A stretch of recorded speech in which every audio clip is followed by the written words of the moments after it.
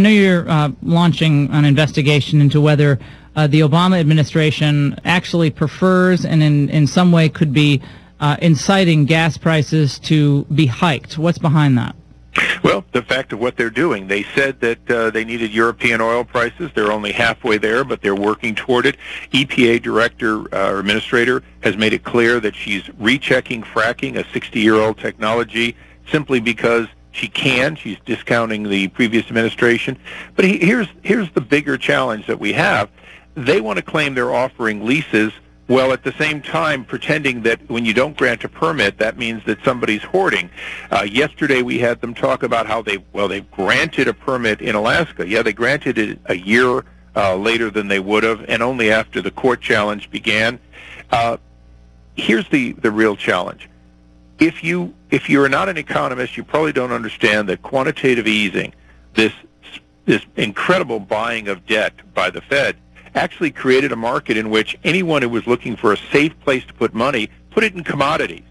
Now, that absolutely drove up, all the economists will tell you, it drove up the price of all commodities, futures, including oil. The moment they stop doing it, we are going to begin to have a reduction.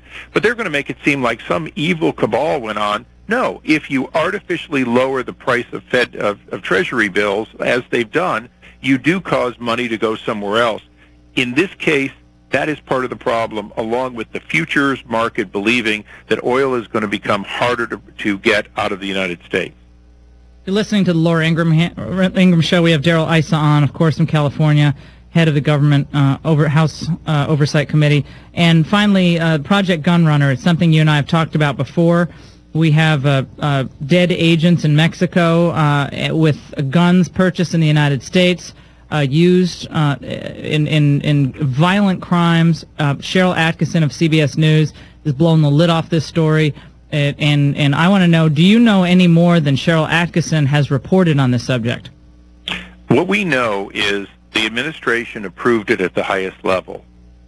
We are in the process right now. We have about 15 Washington-based top justice officials who the justice is trying to deny us those witnesses, or at least make sure that they have a series of their own lawyers. We're talking about justice lawyers.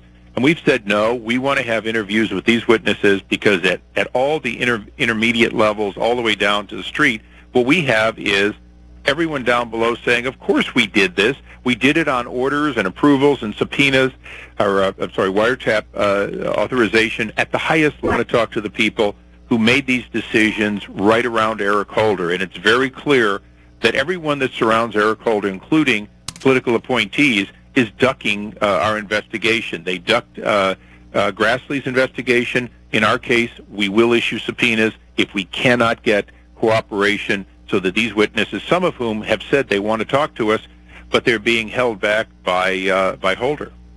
Well, Eric Holder came out and said, if this was done, we certainly aren't for it. We shouldn't do this. Guns should be stopped before they cross the border into Mexico.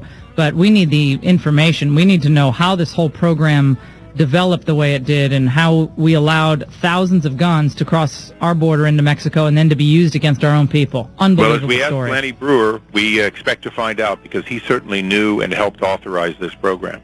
Congressman Darrell Issa, great to talk to you as always. Thanks, Keep up Laura. the great work. Say hi to all our friends out in California.